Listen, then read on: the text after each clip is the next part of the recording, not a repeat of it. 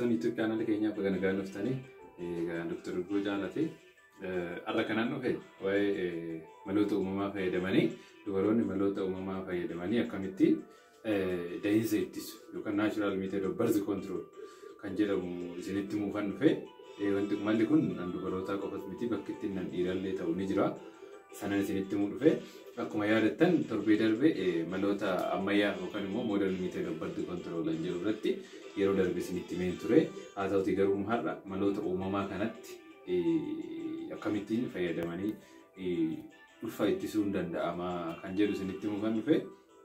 Egaa wanti kun eenyu faadhaa fi namoonni tokko jiru namoonni mala modern method yookaan immoo mala ammayyaa yookaan qorichoota kan fayyadamuu hin barbaanne namoonni sunis tarii namoota tarii amantaadhaan wal qabsiisanii namoonni tokko fayyadamuu barbaadu dhiisuu danda'u.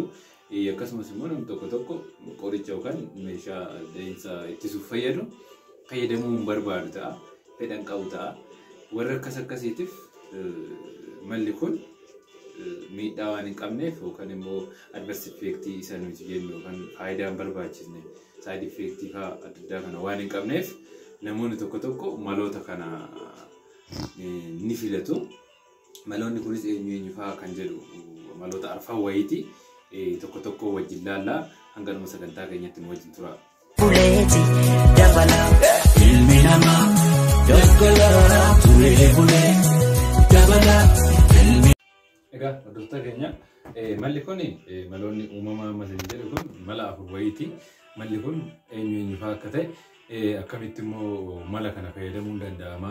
Akkasumas immoo kufaatiin wanta kana hammame milkaa'insi isaa fi kufaatisaa hammame yookaan immoo failure rate inni jedhamu hangamii fi hangam amanamaadha kan jedhu waliin laalla jechuudha. Egaa malli afaan kana keessaa malli tokko mala withdrawal method kan jedhamu jira. Withdrawal method jechuun tiimiin sun garee walqunnamtii saalaa yeroo jiranitti inni dhiiraa walqunnamtii saalaa san adda kutee sa'aatiitti sanyiin kormaa isaa itti dhufutti miira san adda baafatee otoo sanyiin kormaan dhangalaasin qaama isaa baasee alatti dhangalaasu jechuudha. Otoo sanyii kormaan dhangalaasin baasee alatti dhangalaasu jechuudha. Malli kun wanti inni gaafatu tokko namni sun sirriitti beekuu qaba.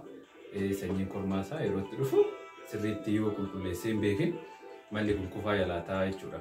Garuu warri haala isaa yeroo itti dhufu sirriitti qulqulleessanii beekanii waan san otoo karaa qaama dubaraatti dhangalaasin baasanii irratti dhangalaasan kufaatisaa parsantii afurii hanga 22ti. Afurii hanga 22%ti. Failure rate isaa parsantii afurii hanga 22ti jechuudha. Perfectly yoo fayyadaman hanga parsantii afuriiti yoommoo perfectly sirriitti fayyadaman keessattuu within the first 1 year failure rate hanga parsantii 22 ta'uu danda'a jechuudha. Maaliif inni tarii namni sun otoo qaama isaa baasin dursee sanyiin kormaatti xiqqaatee dhangala'uu danda'a waan ta'eef jechuudha. Failure rate jechuun yeroo darbe isinitti himee fakkeenya nama 100 keessaa mala kana namni fayyadame namni 100 fayyadame nama afurii hanga 22 keessatti ulfi uumamee jira jechuudha. Akkas jechuudha failure rate jechuudha. So malli tokkoffaan isa kana failure rate isaa hanga kana garuu immoo namni sun mala kana fayyadamuudhaaf baay'ee conscious ta'uu qaba. Kan waan san gochuu danda'u illee ta'uu qaba. Garuu malli kun baay'ee recommend hin ta'u jechuudha recently. Malli lammaffaan breastfeeding yookaan immoo lactational amenorrhea method jedhamu jira. Malli kun mala harma hoosisuuti. Inni kun ji'a 6 gaditti mala dahiinsa ittisuudhaaf fayyadu jechuudha. Kun egaa maaliif fayyada? Dubartiin tokko daa'ima yeroo hoosistu harmi daa'imti yeroo harma hootu hormoonii prolactin jedhamutu madda gaafa daa'imti harma harkistu. Hormooniin prolactin jedhamu sun immoo hormoonota biroo kan ovulationidhaaf fayyadan akka isaan gadi bu'an taasisaa jechuudha. Sun gadi bu'an jechuun ovulationiin hin gaggeeffamu jechuudha. Ovulation jechuun gallakkifamuu hanqaaquu bakka itti oomishamtee gara ujummoo ovaarii jechuudha. Hanqaaquun ovaarii keessatti oomishamti.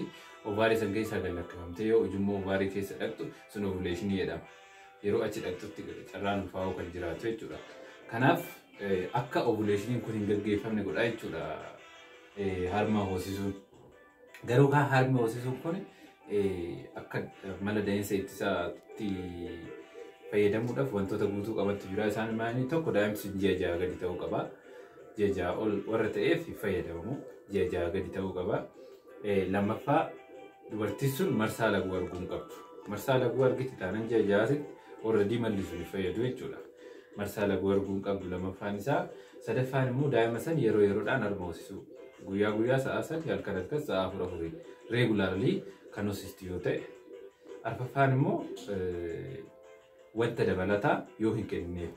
Daa'ima sanii ji'a 6 gaditti wanta dabalataa yoo kenniteef daa'imti sun baay'een harkisu. Daa'imti sun baay'een harkisu jechuun immoo hormoonni sun baay'ee waan hin maddineef carraan ulfaa'uu ni jira jechuudha. Kanaaf malli lammaffaa breastfeedingidha. Malli kun seera fayyadamamnaan sammuu beetar feelarreetti saawulaalle naannoo 0.5 hanga 2%ti. Kana jechuun almost successfulidha jechuudha warra seeran fayyadamame. So malli lammaffaan isa kana. Inni sadaffaan temperature meter jedhama. Temperature meter jedhama. Temperature meteriin kun akkamitti fayyadamama? Jalqaba irratti temperature yeroo ovulation temperature dubartiisanii sababa hormonal change'tiif ol ka'a. Degree Celsius 0.2 haga 0.5 ol dabalaa jechuudha. Samuuna tibba ovulationiin gaggeeffamu san. Kanaaf akkamitti immoo dubartiin kun waan kana beektan jedhuufi tokko sammuu nama barate ta'uu qabdi. Lammaffaa meeshaan ittiin temperature safaran mana jiraachuu qaba. Yoo meeshaan sun jiraate kan gooti marsaan laguu ishiitti dhufee guyyoota 5 booda guyyoota 5-6 booda ganama otoo hirribaan ka'e temperature ishii ilaalte qaate jechuudha. Temperature ishii ganama rikardi godhatti. Kan laalte san rikardi godhatti. Asii booda deemee guyyaa temperature ishii kan dura turerraa ol ka'uu jalqabe. Fakkeenya 0.2 haga 0.5tiin dabalatanii jedhee kanaan guyyaa dabalee kaasee dhaqee hamma maaksimamii ga'utti guyyoonni sunni guyyoota fertile day'idha jechuudha. Guyyoota ovulation tibba ovulationii waan ta'eef guyyoota sanniin dokumentii godhattee guyyoota temperature isii hamma kanaan ol ka'e san gidduu san wal quunnamtii saalaa raawwachuu dhiisudha jechuudha. Malli sadaffaan isa kana. Malli arfaffaan calendar method jedhama. Mala calendar method kana dubaroonni baay'een ni fayyadamu. Keessattuu warri marsaa laguu isaanii guyyaa isaa sirriitti beekanii fi dubaroonni baratan mala kana ni fayyadamu. Calendar method kun maadha? Guyyaa fertile ta'e yookaan immoo guyyaa dubartiin tokko itti ulfaa'uudhaaf carraan ulfaa'uu ishii guddaa ta'e adda baafattee guyyaa san keessa walquunnamtii saalaa gochuu dhiisuu jechuudha. Guyyaa san amma calendar method kana wantoonni akka dubaroonni fayyadamaniif gargaaran amaloonni uumamaa hin jiru. Innis maalidha? Tokko hanqaaquun gallakkifamtee naannoo sa'a 24 qofa turti. Ovaarirraa gara ujummoo ovaaritti hanqaaquun yoo deemtee dhufte achi keessa sa'a 24 maximum sa'a 24 qofa turti. Sa'a 24 san keessatti sanyiin kormaa dhaqeetoo hanqaaquu kanaan waliin arganne taanaan ulfin jiraatu jechuudha. Tokko kanaafi lammaffaan immoo sanyiin kormaa walquunnamtii saalaa gaggeeffame sanyiin kormaa naannoo sa'aatii 48 qaama hormaata dubaraa san keessa tura. San booda samoo sanyiin kormaa garuu haga guyyaa 6-7 illee less likely turuu danda'a. Haa ta'uti garuu baay'inaan hanga sa'a kanaa waan turuuf sa'a gidduu kana dabarran carraan ulfaa'uu hin jirudha.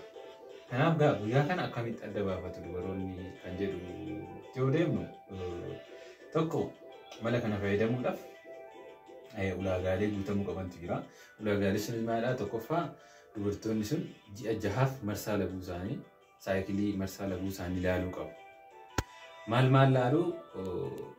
Marsaa laguu akkuma beekamu guyyaa muraasan guyyaa 3-4 ni geeddarama. Kanaaf guyyaa qabatu ji'a 6 guyyaa isaanii ilaalu. Guyyaa isaanii yeroo ilaalan guyyaa gabaabaa fi guyyaa isa dheeraa saayikilii 6 keessaa guyyaa gabaabaa fi isa dheeraa adda baafatu. Fakkeenyaaf guyyaa gabaabaan ji'a 6 keessatti saayikilii 6 keessatti guyyaa gabaabaan fakkeenyaaf guyyaa 26 ta'e ajeen. Guyyaa gabaaban guyyaa 26 ta'e saayikilii immoo lakkooftisan keessaa guyyaan dheeraan asiyum guyyaa 31 ta'e ajeen. Guyyaa dheeraan guyyaa 31, guyyaa gabaaban guyyaa 26. Amma kanarratti hundoofne guyyaa fartaa'ee da'ii yookaan immoo carraan ulfaa'uutti guddaa ta'u sana akkamitti adda baafannaa? Guyyaa 26 kanarraa gabaabaa kanarraa 18 hir'ifna. 18 gaafa hir'ifnu 8 ta'a jechuudha. 8 ta'a. 31 kanarraa immoo meeqa hir'ifnaa? 11 hir'ifnaa. 11 gaafa hir'ifnu 20 ta'a jechuudha. 8 fi 20 kun maalidha? 8 kun guyyaa the first fertile day. Saayikilii san keessatti guyyaa dubartiin sun carraa ulfaa'uu itti qabdu guyyaa jalqabaa jechuudha. Guyyaa 8 inni kun immoo guyyaa dhuma isaati. Kanaaf guyyaa kana gidduudha jechuudha. Guyyaan carraan dahuu baay'ee guddaatti ta'e. Kanaafuu guyyaa 8 haga 20 gidduudha jechuudha. Guyyaa fertile day yookaan immoo guyyaa dubartiin kun carraan ulfaa'uu baay'ee guddaatti ta'u guyyaa 8 haga 20 jechuudha. Kana jechuun fakkeenya Marsaan Laguushii gaafa tokkoo kan itti dhufee ta'e dubartiin kun gaafa tokkoo kan itti dhufee ta'e tokko kanarraa kaatee lakkoofte jechuudha. Tokko, lama, sadii, afur, shan, ja'a, torba, 8 guyyaa 8 kanarraa kaastee haga deemee dhufee gaafa guyyaa 20 ga'utti guyyaa 8 irraa kaastee haga guyyaa 20 ga'utti marsaa saayikilii san keessaa guyyoota kanaadha jechuudha. Guyyoota fertile day jedhamu. So gargaramuun qabu guyyoota kana erga adda baafattee booda dubartiin sun tokko guyyoota kana gidduutti walqunnamtii saalaa gochuu dhiisudha. Lammaffaa immoo yoo walqunnamtii saalaa gochuun dirqama ta'e tarii maloota baareer mitadii yeroo darbe san maloota akka baareer mitadii akka kondomii fa'aa fayyadamuu ni danda'u jechuudha.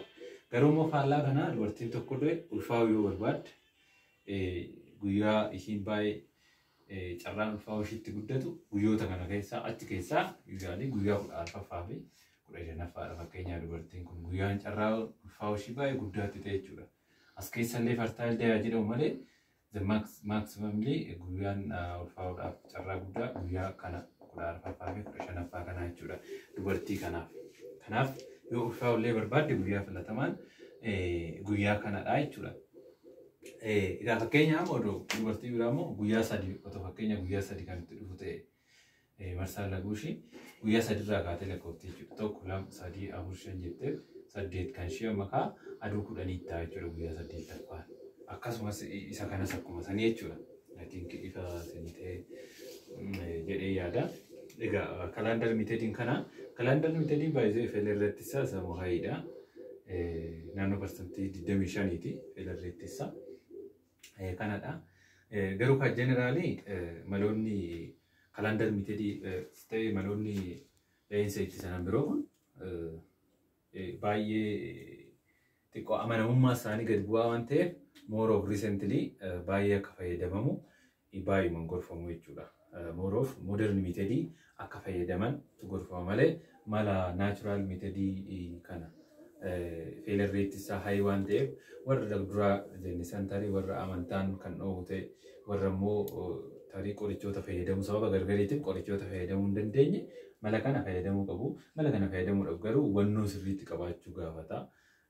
Sirriitti conscious ta'anii hubannoo san otoo hin qabaatiin mala kana fayyadamuun ni cima waan ta'eef conscious ta'uu barbaachisaa sanii jechuufanii I think ifa jedhee yaada. Waan immoo ifa hin taane jiraate commentii jalatti nu barreessitanii ifa isinii gochuu dandeenya. Warri YouTube channel keenya haaraa taatan subscribe gochuun dagatina. Fayyaa ta'aa.